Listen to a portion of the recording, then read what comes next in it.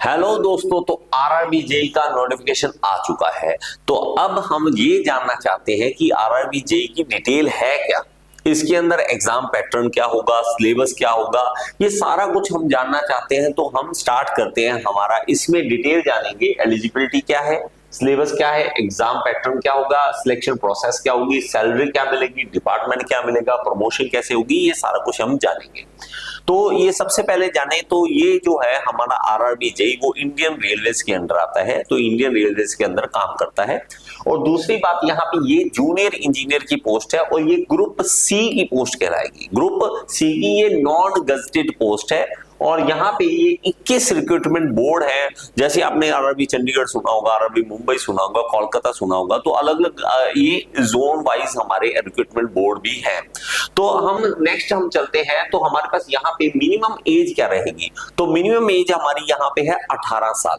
18 साल की minimum age है जहां आप अप्लाई कर सकते हैं। इस बार जो है 2025 की अगर बात करें तो 1 जनवरी 2026 तक आप 18 साल से ऊपर और 33 साल से कम एज होनी चाहिए। लेकिन अगर आपके पास एज रिलैक्सेशन चाहिए तो SC ST कैटेगरी है तो 5 साल की एज रिलैक्सेशन है, और OBC कैटेगरी है तो 3 साल की एज रिलैक्सेशन आपको यहाँ पर मिलने वाली है।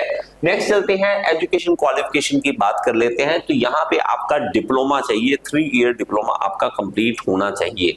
और यहाँ पे BE BTech वाले भी एलिजिबल है, लेकिन लास्ट ईयर स्टूडेंट जो है वो एलिजिबल नहीं है। अगर आपका डिप्लोमा कंप्लीट नहीं है, आपका BTech कंप्लीट नहीं है, कब लास्ट डेट जो है इस बार जो है वो 30 नवंबर 2025 इसकी लास्ट डेट है। तो 30 नवंबर से पहले पहले आपका डिप्लोमा BTech कंप्लीट आपके हाथ में होना चाहिए, तभी आप इसके लिए एलिजिबल है, नहीं तो एलिजिबल नहीं है। नेक्स्ट बात करते हैं इसके अंदर सिलेक्शन प्रोसेस। तो CBT 1 एग्जाम होगा इसका, इसके स्टेप है CBT 1 होगा, CBT 2 होगा। इस CBT 1 2 के बाद आपका डॉक्यूमेंट वेरिफिकेशन होगा और उसके बाद मेडिकल टेस्ट होगा। ये तो हमें पता है कि सिंपल सी बात है कि मेडिकल इजी होता है, मेडिकल कोई बड़ी बात नहीं होती। डॉक्यूमेंट वेरिफिकेशन अगर आपके डॉक्यूमेंट आपके कंप्लीट हैं तो कोई इशू नहीं होने वाला। अब बात कर लेते हैं आपकी जो यहाँ पे आपको सैलरी मिलने वाली है, वो बेसिक सैलरी 35,400 है। अलाउंसेस वगैरह लगाने के बाद आपका 46,000 के आसपास मिल जाता है ट्रेनिंग के ट्रेनिंग के दौरान। लेकिन ट्रेनिंग के बाद यही जो सैलरी है वो इंक्रीज होके 55,000 से 58,000 तक चली जाती है। ये स्टार्टिंग सैलरी है, लेकिन ये धीरे धीरे आगे चलते रहते हैं। अब ये प्रमोशन की बात करें तो जूनियर इंजीनियर जो है वो सीनियर सेक्शन इंजीनियर बनते हैं, उसके बाद ये असिस्टेंट डिविजनल इंजीनियर बनते हैं, डिविजनल इंजीनियर और सीनियर डिविजनल इंजीनियर बनते हैं। ये आपका प्रमोशन रहने वाला है। ओके, ये ऑब्वियसली आपकी परफॉर्मेंस के ऊपर भी डिपेंड करेगा, जिस तरह से गवर्नमेंट के रूल्स है उसके हिसाब से। अब बात कर लेते हैं सिलेबस क्या रहेगा CBT 1 का। तो CBT 1 में आपको देखने को मिलेगा कि एप्टीट्यूड जो है वो 30 क्वेश्चन आएंगे, 30 मार्क्स के। हर एक क्वेश्चन 1 मार्क का होगा। जो जनरल अवेयरनेस है वो उसके 15 क्वेश्चन आएंगे। जनरल इंटेलिजेंस एंड रीजनिंग उसके 25 है। जनरल साइंस जो है उसके 30 है। तो टोटल 100 मार्क्स का ज्ञान रहने वाला है। आपने नोट किया यहाँ पे टेक्निकल नहीं है, यहाँ पे कोई भी टेक्निकल एग्जाम नहीं हुआ आपका। CBT 1 ऐसी चीज है जहां पे कोई टेक्निकल एग्जाम नहीं हो रहा आपका। लेकिन यही जो CBT 2 में जाएंगे, CBT 1 क्लियर हो गया अगर आपका, तो ये ऑलमोस्ट नॉन टेक्निकल, सारा का सारा नॉन टेक्निकल है, टेक्निकल नहीं है। ये अगर क्लियर करते हो तो CBT 2 में आप जाएंगे। और इसकी फीस की बात करें तो इस बार जो फीस है वो general OBC candidate non creamy वाले जो स्पेशल हैं तो उनके लिए जो फीस रहने वाली वो 500 रुपीज फीस है। लेकिन इसमें से 400 रुपए आपके रिफंड हो जाएंगे जब आप CBT 1 एग्जाम दे देंगे, तो अगर नहीं देंगे तो नहीं रिफंड होंगे। ओके, और अदर कैंडिडेट जैसे SC ST कैटेगरी है, इसके अलावा आपका PWD कैंडिडेट्स हैं, जो इनकी जो फीस रहने वाली वो सिर्फ 250 रुपए है। अब ये 250 रुपए पूरे के पूरे रिफंड हो जाएंगे अगर आप CBT 1 एग्जाम देंगे, तो ये हमारा रहेगा। और ये CBT 1 एग्जाम इजी है, इसकी तैयारी करना इजी है। अगर आप इसका 2 महीने भी अच्छी डेडिकेटेड तैयारी करते हैं तो आप क्लियर कर सकते हैं। तो इजी है क्लियर करना, थोड़े से मेहनत का अगर करते हैं तो। इसके लिए आपको करना क्या है, अगर आपको एमसीक्यू क्लियर करने हैं, आपको एमसीक्यू प्रैक्टिस करनी है, तो हमारी वेबसाइट है gearinstitutes.com।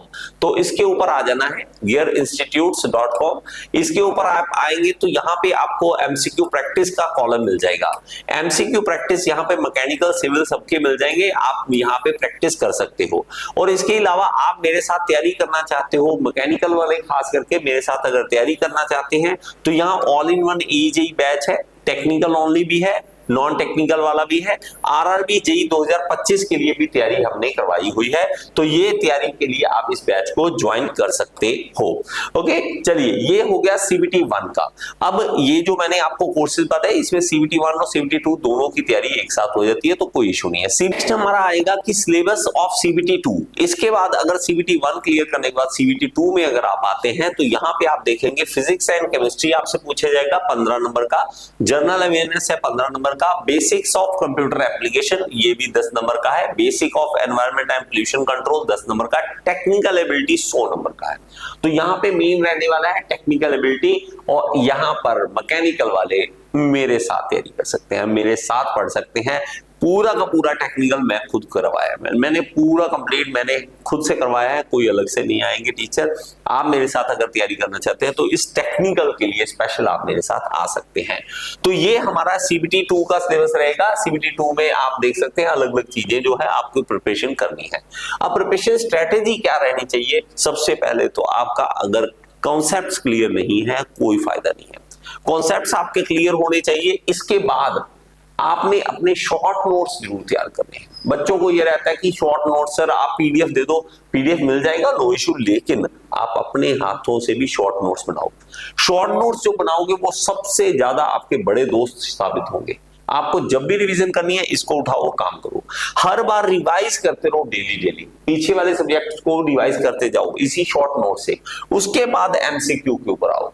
अब बच्चा उल्टा करता है इसी का, एमसीक्यू पहले करना स्टार्ट कर देगा। सर मैं अगर 5000 एमसीक्यू कर लूं तो क्या मेरा क्लियर हो जाएगा? नहीं होगा, भूल जाओ इस तरह की बातें, बच्चों वाली बातें छोड़ दो। कोई ऐसी बात नहीं है कि आप तैयारी कर सकते हो, नहीं ऐसा नहीं होता, ठीक है। बाकी देखिए आपकी सक्सेस आपके हाथ में है। कुछ बातें कुछ चीजें आपको भी करनी पड़ेगी, जिस तरह से सोशल मीडिया से दूर होना पड़ेगा, कुछ समय के लिए रिश्तेदार दोस्तों को भूलना पड़ेगा। तो वैसे भी कोई काम के तो होते नहीं, रिश्तेदार तो बिल्कुल काम के नहीं होते, दोस्त तो भी काम के आ जाते हैं, रिश्तेदार तो बिल्कुल काम के नहीं होते, उनको छोड़ दीजिए। दोस्त एक आधा है उससे बात कर दीजिए, बाकी कोई जरूरत नहीं है गली मोहल्ले में खड़े होने की, घूमने की, शादी ब्याह अटेंड करने की, सब कुछ आप छोड़ सकते हो। सिर्फ 1 साल के लिए, 1 साल के लिए अपने आप को दीजिए समय, तो देखिए आपका रिजल्ट फाइनली कैसे निकल के आता है। और लोग आपसे मिलने आएंगे, आप लोगों से मिलने मत जाना। Thank you so much. इसी तरह हमारे साथ जुड़े रहें। यहाँ पे आपको ऐप का लिंक दे रहा हूँ, ऐप जरूर डाउनलोड करें। Thank you so much.